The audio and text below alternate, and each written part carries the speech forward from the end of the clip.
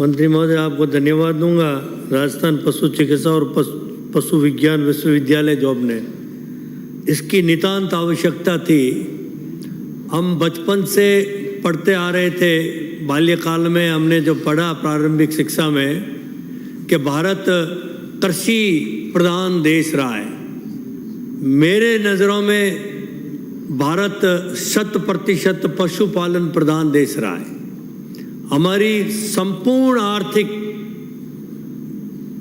स्थिति पशुओं पर निर्भर थी। कृषि हमारी 100% कृषि खेती पशुओं द्वारा की जाती थी। पशु नहीं तो हमारी खेती नहीं थी। इसलिए जब वो कहते हैं कि 80% पशुओं पर कृषि आधारित प्रदेश था, नहीं, हमारा देश पशुपालन आधारित था। और आज क्या स्थिति हो गई है, पूर्व वक्ताओं ने बहुत सारी बातें की और इस विश्वविद्यालय के माध्यम से मंत्री महोदय आपको मैं धन्यवाद दूंगा कि आपकी सोच को धन्यवाद दूंगा, आपकी सोच को सैल्यूट करता हूं। आपने जो क्रांति घटाई है प्रदेश के अंदर पशुओं के प्रति, जो हम एक उस हीन भावना से, कई पूर्व वक्ताओं ने भी इस बात को कही कि अब इसको थोड़ा निम्न दृष्टि में देखा जाता है। जो पशुपालक है उनको उनके दूध निकालने के लिए, पशु पालने के लिए लोग हमें उपलब्ध नहीं होते हैं और न हम स्वयं ये काम कर पाते हैं। एक जमाना था तब हमारे पशु इसलिए हम करते हैं कि खेती उस पर आधारित थी। अब मशीनरी युग आने की वजह से ये नहीं संभव नहीं है। मेरा आपको धन्यवाद दूंगा सबसे पहले तो कि आपने और माननीय मुख्यमंत्री महोदय ने मेरे गांव में, मेरे विधानसभा क्षेत्र में आपने जो नई टेक्नोलॉजी जो आई है और उसको एडॉप्ट करते हुए आपने मेरे यहाँ भ्रूण प्रत्यारोपण केंद्र खोला। मुख्यमंत्री जी ने एक अपने आप में बहुत बड़ी क्रांति है और उस क्रांति के माध्यम से मैं चाहूँगा कि हमारे अभी तक हमारी जो काम करने वाली मशीनरी है वो मानसिक रूप से इसके लिए तैयार नहीं है। मैं आपका ध्यान आकर्षित करना चाहूँगा इसकी तरफ। अगर ये जिस सोच के साथ में आपने मुख्यमंत्री महोदय ने हमें ये केंद्र दिया है, उस सोच के साथ में हमारे अधिकारी समर्पण भाव के साथ में लग जाए तो अभी बात चल रही थी कि तेजाब डाल दिया गया, आवारा घूम रहे, कोई सहारा नहीं उनका। ये समस्या का निदान दावे के साथ मैं कहता हूँ, ये साइकिल एक पीरियड है 9 वर्ष का। 9 वर्ष के अंदर संपूर्ण प्रदेश के अंदर आपका भ्रूण प्रत्यारोपण केंद्र, और इसमें भी एक नई जो टेक्नोलॉजी जो विकसित हुई है SSX सेक्स सॉर्टेड सीमन, उसमें 98% बछड़ियाँ ही होती है।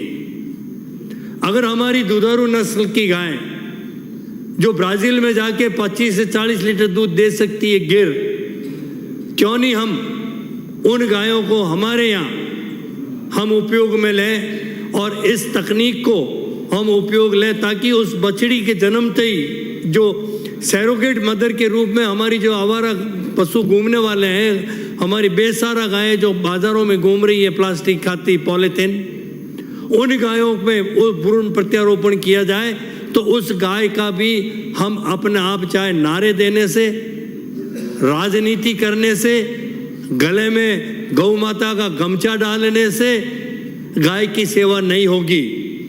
गाय की सेवा अगर वास्तव में करनी है तो इस तकनीक को मंत्री जी व्यापक स्तर पर हमें काम में लेना होगा और इसी के माध्यम से हमारी जो गायें हैं उन गायों का वो दिन वापस आएगा, नारों से, राजनीति करने से कि गाय हर हिंदू को, सनातन धर्म वाले को गाय रखनी चाहिए। ये सिर्फ आप लोगों के वोटों तक ही आधारित है, उसके आगे नहीं। ये सोच हमें बदलनी होगी और हमें इस तकनीक का, मंत्री महोदय आपसे चाहूँगा कि आप इसको सुचारू रूप से प्रारंभ किया, उसके शुभारंभ किया मैंने मेरे गांव में और उसका रिजल्ट भी आ रहा है, आने वाला रिजल्ट, उसके लिए तो मैं धन्यवाद देता हूँ। और आपने एक बात और कहूँगा, जो हजारों वर्षों से हमारे इस देश की रक्षा करने वाले, सामरिक दृष्टि से अगर हम देखें तो पशुओं में हमारे घोड़े भी शामिल होते हैं। हमारी घोड़ों की जो देसी नस्ल के घोड़े जो विलुप्त हो रहे हैं, उन घोड़ों को आज ऐसे पशुपालक भी है, ऐसे भी लोग हैं जो अपने शौक के लिए उन घोड़ों को संरक्षण प्रदान कर रहे हैं। मैं उनको धन्यवाद दूंगा और उनकी कीमत करोड़ों रुपए में है।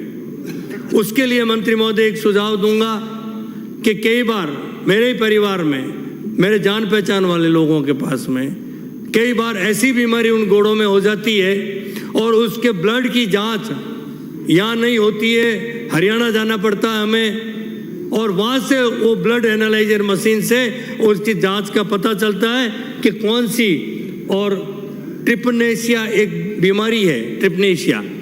तुरंत अगर जांच नहीं हो और उसका इलाज नहीं हो तो वो करोड़ों का घोड़ा आपका मर जाता है। तो मैं आपसे संरक्षण चाहूँगा मंत्री महोदय कि ऐसी मशीन हमारे हर जिला स्तर पे आप उपलब्ध करवाएं और उसके टेक्नीशियन भी वहाँ उपलब्ध करवाएं ताकि तुरंत ब्लड की जांच होते ही और उन्हें राहत प्रदान कर सकें। दूसरा, हमारा जो राज्य पशु घोषित हुआ ऊँट, मैं कहना चाहूँगा ऊँट के बारे में। जिस स्थान पे मैं रहता हूँ, मैं मेरे कृषि फार्म है वहाँ मैं रह रहा हूँ और उस ढाणी का नाम अंजी की ढाणी है और उसमें 5000 ऊँट मेरे बचपन में रहते थे, 5000 ऊँट। और आज उस ढाणी के अंदर मात्र 300 से 350 ऊँट बच गए। हमें इन ऊँटों को कैसे बचाएं? राज्य पशु मात्र घोषित करने से बिना सोचे समझे कुछ नहीं होगा। बहुत अच्छी सोच के साथ में किया, लेकिन आगे हम नहीं बढ़ा पाए और उसकी वजह से आज ऊँट को खरीदने वाला नहीं है। मैं चाहूँगा कि मेरे यहाँ पे एक रिसर्च इंस्टीट्यूट प्राइवेट स्तर पर सादड़ी के अंदर एक व्यक्ति ने खोल रखा है, जिसमें ऊँट का दूध, ऊँट का प्रोडक्ट जो है, उसकी जो ऊँट की कई प्रोडक्ट ऊँट के जो बनाए जा रहे हैं बहुत महंगे बिक रहे हैं। मैं चाहूँगा कि रिसर्च और इसके अंदर हो, मेडिसिनल यूज इसका बहुत ज़्यादा है, तो मेडिसिनल यूज जब होगा और व्यापक स्तर पर ये विश्वविद्यालय जो आप खोल रहे हैं, आपकी सोच है, तो उसके माध्यम से ये हमारा ऊँट को हम बचा सकेंगे। और उसके साथ में जो भेड़ है, आज सिंथेटिक आने के बाद में हम भेड़ों पे हमारी जो ऊन का उपयोग जो होता था, उसकी आय जो होती थी वो समाप्त हो गई। हमारे वहाँ क्षेत्र में, गोडवाड़ क्षेत्र में, जब भेड़ की ऊन काटते उसको हम कहते कि लव हो रहा है, आज लव करना है हमें, तो हमारा तो लव ही बंद हो गया है। वहाँ पे ऊँट की कोई, भेड़ों की ऊन तक नहीं काटते हैं क्योंकि उसकी कीमत नहीं आती और कटाई महंगी पड़ जाती है। तो मैं चाहूँगा कि उनके लिए आप उसका उपयोग किस तरह कर सकें, जिस तरह उत्तराखंड के अंदर, छत्तीसगढ़ के अंदर घास से वस्त्र बनाने का जो एक नवाचार जो हुआ है, उसी तरह इस ऊन को प्रमोट किया जाए हम सब मिलके। जिससे मिलेट्स का आज आप पूरे देश के अंदर, दुनिया के अंदर हम उपयोगिता को बढ़ा रहे हैं और आम जन की रुचि उसकी और बढ़ रही है और उसकी आय भी बढ़ेगी। मैंने मेरे वहाँ इसके हिसाब से फूड पार्क भी माननीय मुख्यमंत्री जी ने स्वीकृत किया है, मिनी फूड पार्क, उसमें हम इसका उपयोग, प्रोसेसिंग यूनिट लगेगी। लेकिन मैं आपसे चाहूँगा मंत्री महोदय, आपने मेरे यहाँ पॉली क्लिनिक भी दिया है, वहाँ हमारे यहाँ वन्य जीव भी खूब है, वहाँ हमने एक वन्य रेस्क्यू सेंटर भी उस जगह पे बना रखा है। मैं चाहूँगा कि आप जो हमें ये दिए हैं, आपने भर्ती भी की है, अधिकांश पद हमारे भर गए, कोई सोच भी नहीं सकता था, अधिकांश पद भर गए। मैं इतना ही कहूँगा और धन्यवाद दूंगा। कौन कहता है कि हमारी सरकार पशुपालकों के लिए संवेदनशील नहीं है? मेरे यहाँ का उदाहरण देता हूँ, भूतो न भविष्यते। 75 वर्षों के इतिहास में, इस आज़ादी के, मेरे गांव के, मेरे क्षेत्र के हमारे पशुपालकों की भेड़ें चित्तौड़ के बांध के अंदर एक रात में भारी बादल फटने से, बारिश होने से डूब गए थे। और जब मैं रात को न्यूज़ मिलती, मैं वहाँ सवेरे पहुँचा।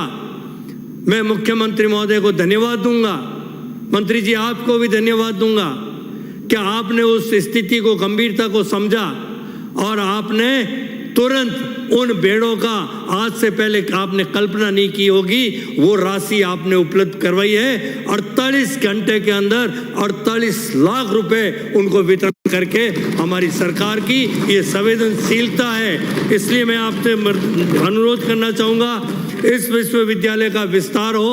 इस विश्वविद्यालय के अंदर जो मैंने सुझाव दिए हैं उन सुझावों का हम ज़्यादा से ज़्यादा उपयोग करें और हमारी नई तकनीक का उपयोग करें ताकि हमारे जो ये समस्या आ रही है आवारा पशुओं की वो समाप्त हो जाएगी। बहुत बहुत धन्यवाद, आपने बोलने का अवसर दिया।